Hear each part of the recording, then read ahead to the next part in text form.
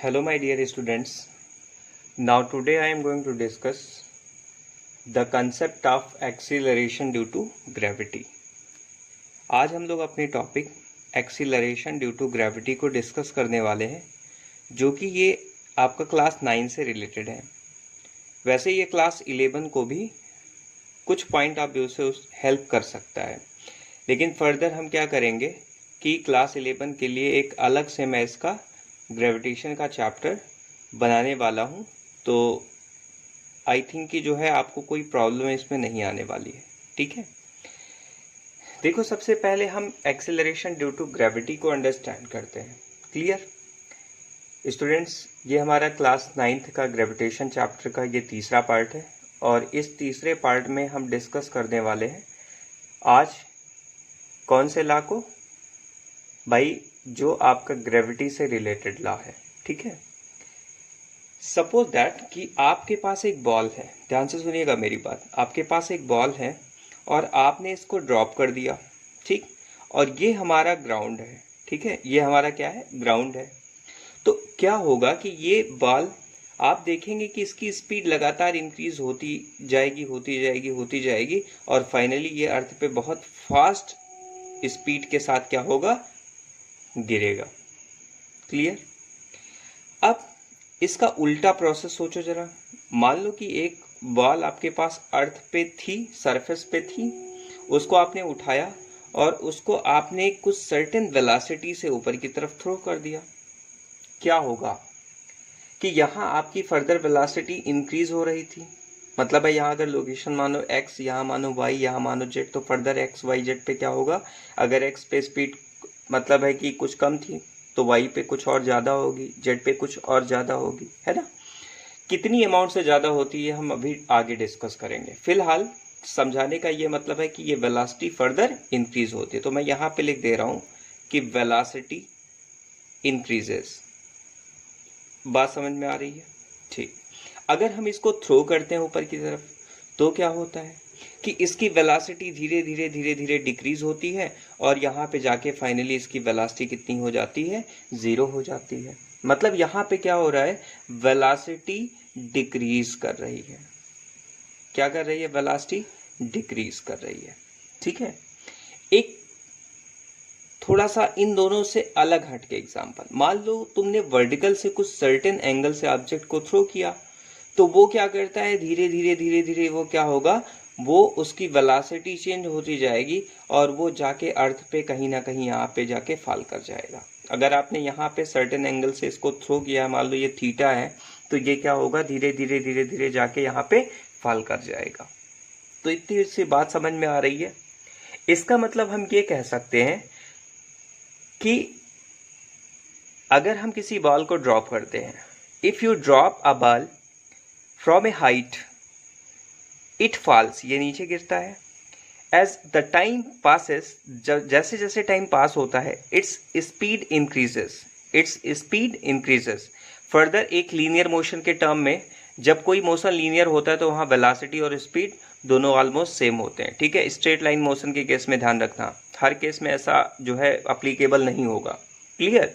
तो क्या होगा, स्पीड इंक्रीजेस और velocity increases. If you throw a ball upwards, if you throw a ball upwards, then what will happen, its speed decreases till it reaches the highest point. अब यहाँ highest point पे इसकी velocity कितनी हो गई, 0 हो गई। if you throw the ball at certain angle theta, then what will happen, भाई क्या कर रहे हो आप, थीटा एंगल से प्रोजेक्ट कर रहे हो, तो if you throw the ball at an angle theta with the vertical, ये वर्टिकल के साथ आप थीटा बना रहे हो, ध्यान रखना, its direction of motion continuously changes. देखो डायरेक्शन हमेशा चेंज हो रहा है, डायरेक्शन चेंज हो रहा है। बात समझ में आ रही है? In all these 3 cases, first, second and third, in all these 3 cases obviously क्या ऑब्जर्व कर रहे हैं आप, यहाँ पे वेलोसिटी के बारे में क्या ऑब्जर्व कर रहे हैं कि भाई वेलोसिटी तीनों के केस में चेंज हो रही है। ठीक है, that is the ball is accelerated. तो यहाँ पे मैं लिख सकता हूं द बॉल इज एक्सीलरेटेड। ध्यान से सुनिएगा मेरी बात, the ball is accelerated. Clear. अब बात समझिएगा, इस केस में आगे फर्दर क्या होगा। whenever an object moves near the surface of the earth, whenever an object moves near the surface of the earth with no other object pushing or pulling, मतलब है कुल मिला के अगर ये मूव कर रहा है, ठीक है, ये बॉल यहाँ से यहाँ मूव कर रहा है, ये बॉल नीचे से ऊपर जा रहा है, ये बॉल ऊपर से नीचे आ रहा है, और कोई उसके आसपास कोई पुशिंग और पुलिंग वाला फोर्स कोई वहां पे लग ना रहा हो, ठीक है, then further it is accelerated, क्या होगा, एक्सिलरेट करेगा। And this acceleration is caused due to the force of gravity, this acceleration is basically caused due to the force of gravity which is called acceleration due to gravity। ठीक है, तो I think कि इतनी understanding आपको इन तीनों example से clear हो गया होगा कि मेरा कहने का मोटो क्या है। क्लियर। अब बात करते हैं कि एक्सेलरेशन ड्यू टू ग्रेविटी तो आपने समझ ली, ठीक है, और जो मैंने लैंग्वेज आपको बताया वो आपने आई थिंक कि पॉज करके आप उसको लिख भी सकते हो, ठीक है। अब यहाँ पे ये देखो कि मान लेते हैं कि एक ऑब्जेक्ट है, ठीक है, तो यहाँ पे एक ऑब्जेक्ट को मैंने कंसीडर कर लिया जिसका मास क्या है, स्मॉल m है, ध्यान से सुनना मेरी बात, और वो क्या कर रहा है, ये अर्थ है, ठीक है, इस अर्थ के सरफेस पे ये ऑब्जेक्ट यहाँ पे कहीं रखा हुआ है, ध्यान से सुनना मेरी बात, इस अर्थ के सरफेस पे ये ऑब्जेक्ट कहीं यहाँ पे रखा हुआ है, और हमको पता है इस अर्थ का रेडियस कितना है, RE है, इसका रेडियस कितना है, RE है, ध्यान से सुनना, RE is the radius of earth and it's value is 6400 kilometre. ये भी आप याद कर लीजिए कि RE की वैल्यू कितनी होती है, 6400 किलोमीटर होती है। इसके बाद मैं क्या कह रहा हूं उसको भी सुनिएगा। अब हम अगर एयर रेसिस्टेंस को यहाँ पे नेग्लेक्ट कर दें, अगर ये रिवॉल्व कर रहा है तो मैं मान लेता हूं कि एयर रेसिस्टेंस यहाँ पे नेग्लिजिबल है, ठीक है, तो क्या होगा कि जो भी फोर्स यहाँ पे होगा वो केवल और केवल ग्रेविटी वाला ही फोर्स होगा, मतलब है ये अर्थ ही इस पे फोर्स लगाएगी और कोई फोर्स यहाँ पे नहीं लगेगा।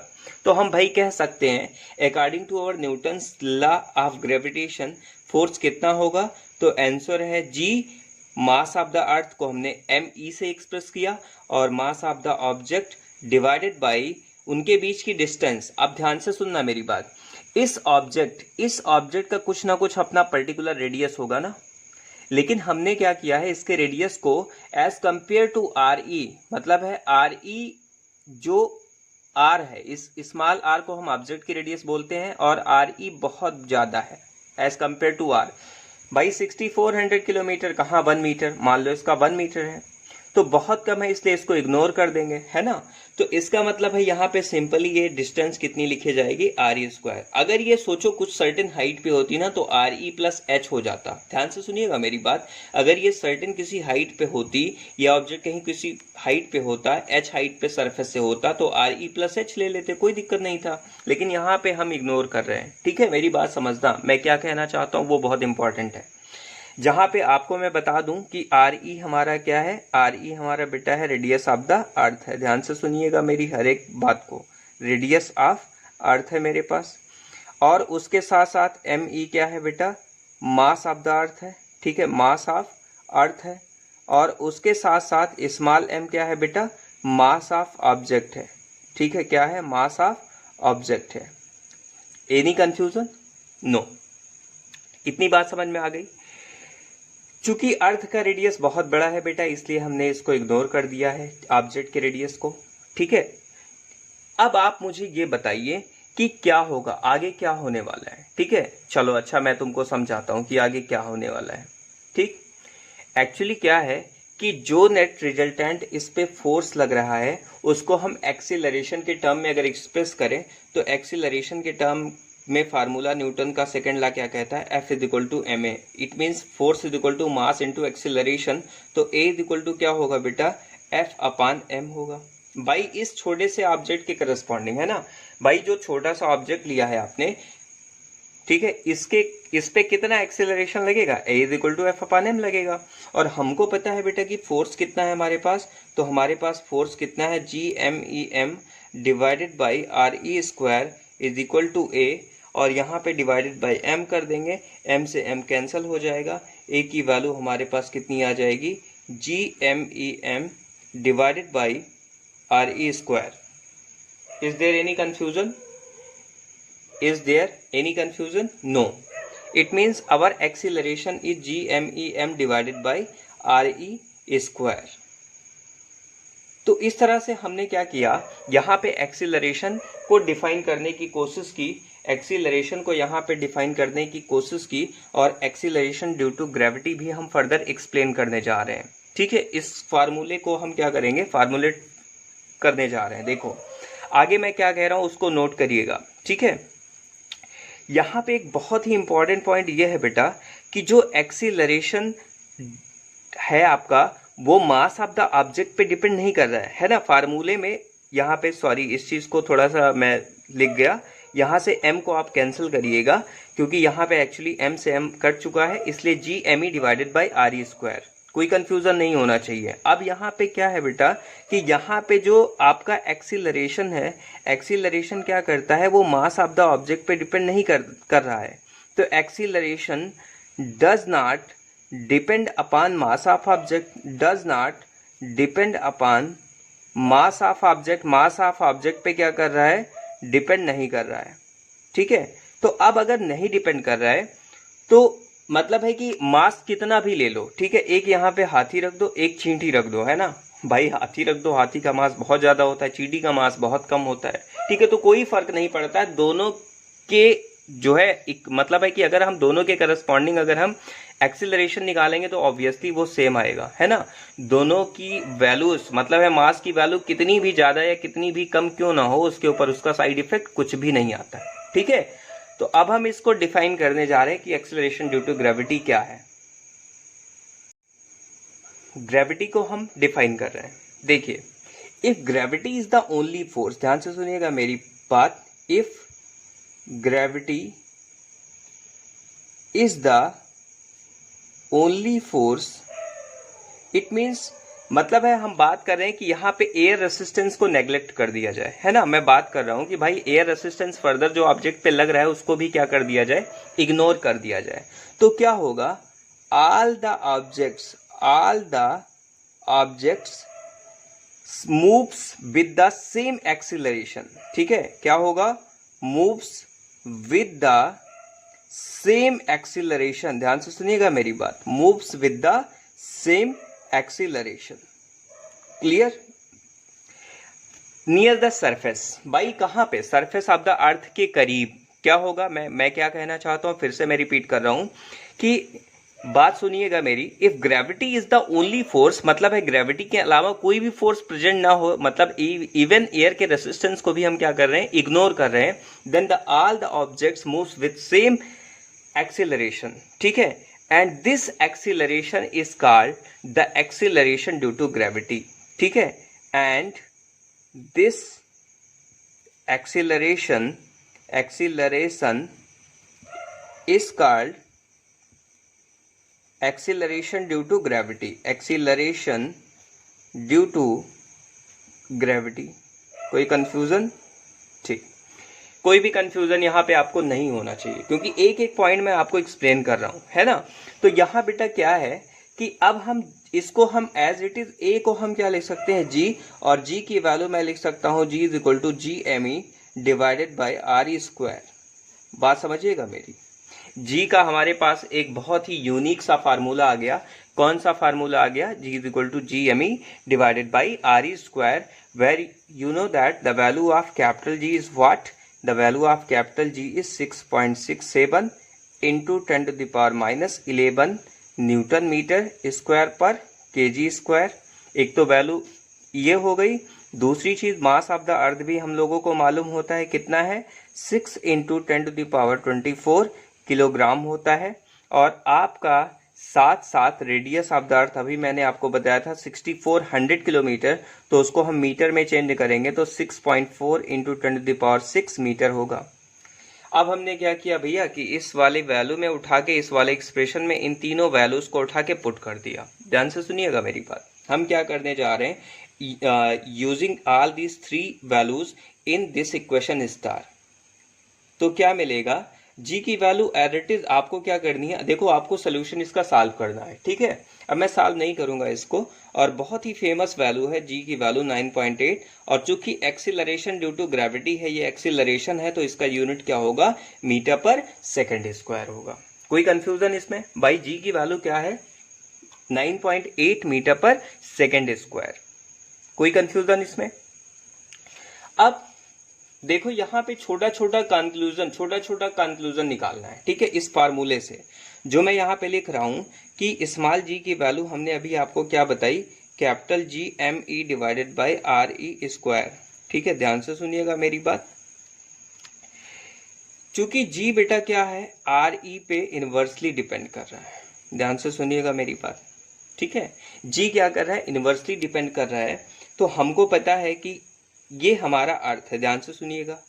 अब मान लो कि मैं किसी सर्टेन हाइट पे जा रहा हूँ, मतलब है यहाँ पे रेडियस आर ई हमारा कुछ पहले से था और यहाँ पे एच की वैल्यू बढ़ रही है, तो यहाँ पे नीचे value R E plus H होगी, मतलब यहाँ पे एच और एडिशनल ऐड हो जाएगा, तो आर ई प्लस एच हो जाएगा। वैल्यू कितनी हो जाएगी, आर ई प्लस एच का होल स्क्वायर हो जाएगी। बोलो, अगर यहाँ पे आर ई की जगह पे आर ई प्लस एच का होल स्क्वायर कर दे तो डिनोमिनेटर ज्यादा, और डिनोमिनेटर ज्यादा तो जी की वैल्यू क्या हो जाएगी, कम हो जाएगी। क्यों? क्योंकि इनवर्सली प्रोपोर्शनल है।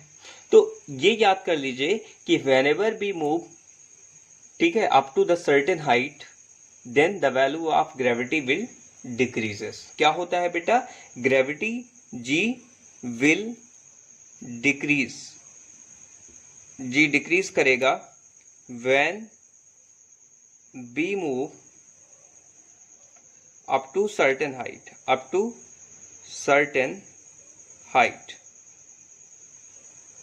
क्लियर? अब बात ध्यान से सुनिए। नेक्स्ट, अगर हम अर्थ के अंदर जाएं, ध्यान से सुना मेरी बात, ये हमारा बेटा सरफेस है। अब शर्त ये है कि सरफेस के अंदर आए, तो सरफेस के अंदर आए तो आर ई की वैल्यू कम होगी, लेकिन आपको लग रहा है कि यहाँ पे आर ई माइनस एच का होल स्क्वायर जैसा कुछ बनने वाला है, तो जिसकी वजह से डिनोमिनेटर कम हो जाएगा, तो हमारा क्या होगा, जी की वैल्यू हमारी ऑब्वियस है कि इस केस में क्या होनी चाहिए, ज्यादा होनी चाहिए। लेकिन आपको माइंड करके ये रखना है कि हमेशा जी की वैल्यू क्या होती है, डिक्रीज करती है, अगर हम ऊपर जाएं या इस सरफेस से अंदर आए। क्यों ऐसा होता है? क्योंकि आपका बेटा मास चेंज हो जाता है, ठीक है। अर्थ का क्या होता है, एक इमेजनरी यहाँ पे आपको अर्थ मानना पड़ेगा अंदर, ठीक है, जिसकी वजह से क्या होता है, मास चेंज होने से यहाँ पे क्या हो रहा है भाई, यहाँ पे मास का कंसेप्ट चेंज हो रहा है, जिसकी वजह से यहाँ पे ग्रेविटी की वैल्यू भी क्या होती है, अल्टर कर जाती है, और सेंटर पे कितनी होती है, जीरो होती है। ग्रेविटी सेंटर पे कितनी होती है, जीरो होती है। तो g will decreases when we move up to certain height, or we move up to certain depth, up to certain depth, मतलब है अर्थ के अंदर की तरफ जाएं या अर्थ के ऊपर जाएं, जी की वैल्यू हमेशा क्या होगी, बताओ, डिक्रीज करेगी। एंड जी की वैल्यू एट द सेंटर क्या होगी, जी की वैल्यू सेंटर पे क्या कितनी होती है, जीरो होती है। ठीक, ध्यान रखना इस चीज को, सेंटर पे जी की वैल्यू क्या हो जाएगी बेटा, जीरो हो जाएगी। क्लियर? अब यहाँ पे क्या होता है, अर्थ ये है एक और कंसेप्ट अर्थ का। देखो, अर्थ चूंकि पोल्स पे थोड़ा फ्लैट होती है, तो यहाँ फ्लैट होगी थोड़ी, है ना। तो फ्लैट होने से क्या होता है बेटा, जब फ्लैट होता है ना, तो ये वाला जो पार्ट है, ध्यान से सुनिएगा मेरी बात, ये वाली जो लेंथ होती है as compare to this length, ये वाली जो लेंथ होती है वो थोड़ी सी कम हो जाती है, और बहुत ही माइन्यूट कम होगी, तो जी आर ई की वैल्यू थोड़ी बहुत कम हो जाती है, जिसकी वजह से जी की वैल्यू लिटिल बिट इंक्रीज कर जाती है। ठीक है, तो पोल्स पे क्या होता है, पोल्स पे हमारा जी का वैल्यू मैक्सिमम होता है। ठीक है, यहाँ पे मैं लिख रहा हूँ, क्या मैं लिख रहा हूँ कि जो पोल्स होते हैं वो जी की वैल्यू क्या होती है, मैक्सिमम होती है, और मैक्सिमम वैल्यू हम जी इस केस में कितना लेते हैं, 10 मीटर पर सेकेंड स्क्वायर लेते हैं। ठीक है, और इक्वेटर पे कितनी होती है, ये वाली वैल्यू मिनिमम होती है। कितनी होती है, मिनिमम होती है। ठीक, ध्यान रखना, मतलब है जी को हम पोल्स पे कितना मानेंगे, मैक्सिमम मानेंगे, और इक्वेटर पे कितना मानेंगे, मिनिमम मानेंगे। Is there any confusion? ठीक, चलो अब इसी पेज में ही मैं डिस्कस करूंगा, एक और पॉइंट मैं डिस्कस करूंगा कि motion of the bodies moving freely under gravity. ठीक है, motion of the bodies moving freely under gravity, moving freely under gravity. कोई कंफ्यूजन नहीं होना चाहिए, बहुत ही छोटा सा टॉपिक है। देखो होता क्या है कि आपने न्यूटन्स इक्वेशन ऑफ मोशन पढ़ा है और नहीं पढ़ा है तो क्लास 11 में मैंने एक वीडियो लेक्चर बनाया है ग्राफिकल मेथड का।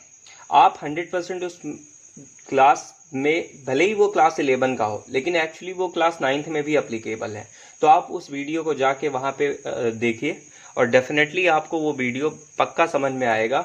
और अगर वहां पे आपको ये वीडियो समझ में आ जाता है तो वो Newton's of equation of motion यहाँ भी अप्लीकेबल है। जैसे आपका 3 इक्वेशन ऑफ मोशन है, v equal to u plus a t है और दूसरा है आपका s is equal to u t plus half a t square है।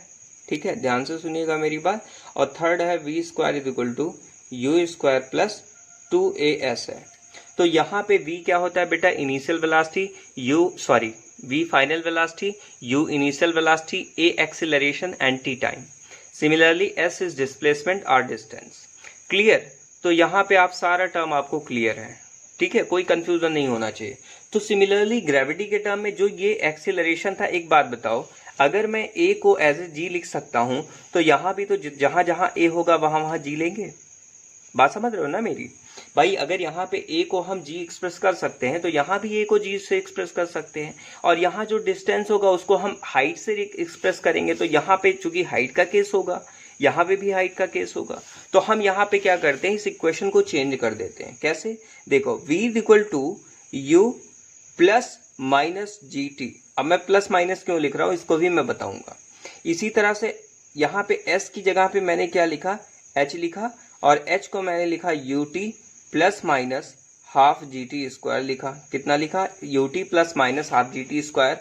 और तीसरा मैंने लिखा v square is equal to u square plus minus 2gh लिखा। ठीक है, अब क्या करना है बेटा, ये तीनों इक्वेशन ऑफ मोशन आपके न्यूमेरिकल्स में आपकी बहुत हेल्प करेंगे। ठीक है, और अच्छे अच्छे न्यूमेरिकल्स आप इससे सॉल्व कर सकते हैं। तो देखो क्या है कि पहली चीज तो यहाँ पे जो प्लस वाला साइन लेना है। ठीक है, मैं इसको यहाँ पे बता रहा हूँ, ध्यान से सुनिएगा मेरी बात। जो प्लस वाला साइन है, when we move up to certain height then we have taken the negative sign, and when we move from top to bottom. चलो अच्छा है, top to bottom, bottom to top के टर्म में बात करते हैं। ठीक है, इसको मैं क्या बोलता हूँ बेटा, इसको मैं बोलता हूँ टॉप, और ये वाला जो पॉइंट है इसको मैं क्या बोलता हूँ, बॉटम बोलता हूँ। ठीक है, तो अगर मैं टॉप से बॉटम की तरफ, अगर मैं इधर से इधर आ रहा हूं तो चीजों को हमको क्या करना है, प्लस वाले जितने भी इक्वेशन है उसको फॉलो करना है। और अगर हम बॉटम टू टॉप जा रहे हैं, ध्यान से सुनिएगा मेरी बात, तो यहाँ पे हम निगेटिव साइन को लेंगे। मतलब है दोनों केस, मतलब टॉप टू बॉटम पे आ जाइए और बॉटम से टॉप पे चले जाइए। और अगर दोनों, आपको दोनों केसेस में अगर आप इक्वेशन को यूज करना चाहते हैं तो प्लस वाला इक्वेशन यूज करिए हमेशा। कब? जब आप टॉप टू बॉटम आते हैं। और माइनस वाला इक्वेशन कब यूज करिए, जब आप बॉटम टू टॉप जाते हैं। ठीक है, तो इट मीन्स आपके पास ये बेटा है तो 3 इक्वेशंस, लेकिन आपको ये दिख रहे होंगे कि ये टोटल 6 इक्वेशन है हमारे पास। कितने इक्वेशन है हमारे पास? टोटल 6 इक्वेशंस है। ठीक है, तो अब हम क्या करेंगे, नेक्स्ट वीडियोज में हम क्या करेंगे, कुछ न्यूमेरिकल सॉल्व करेंगे जो कि आपके कॉम्बिनेशन होंगे, ग्रेविटेशन से भी रिलेटेड होगा, और दूसरा हमारा एक्सीलरेशन ड्यू टू ग्रेविटी से भी रिलेटेड हमारे कुछ न्यूमेरिकल्स होंगे। और डेफिनेटली अगर मैं आपके लिए कुछ एफर्ट कर रहा हूं तो कहीं ना कहीं आपका मतलब है कि वीडियो के टुवर्ड्स, ठीक है, जो आपका अटेंशन होता है वो मैं देखना चाहता हूं। ठीक है, क्योंकि जैसे मैं लगातार वर्क कर रहा हूं, रेगुलर वर्क कर रहा हूं, तो रेगुलर वर्क करने का क्या मतलब है कि किसी ना किसी ऐसे पर्सन तक ये वीडियो लेक्चर्स पहुंचे जिसको इसकी नीड हो, जो इसकी वैल्यू को समझता हो। ठीक है, क्योंकि बगैर आपके इम्पोर्टेंस के मेरे लिए वीडियो रेगुलर बनाना बहुत डिफिकल्ट टास्क है। तो आई थिंक कि आप मेरी बातों को समझ रहे होंगे और डेफिनेटली मेरे लेक्चर्स को एंजॉय करेंगे। अभी तो मैं फेस बाय फेस लेक्चर्स का डिमॉन्स्ट्रेशन नहीं कर पा रहा हूँ, लेकिन आने वाले समय में मैं फेस टू फेस भी अरेंजमेंट सारा है, ऑलरेडी आपने देखा होगा, बहुत सारे वीडियोस मेरे फेस टू फेस अवेलेबल हैं। तो किसी रीज़न से मैं फेस टू फेस नहीं वर्क कर पा रहा हूँ, but definitely I will try up to that level so that our communication will be strong. So thank you students.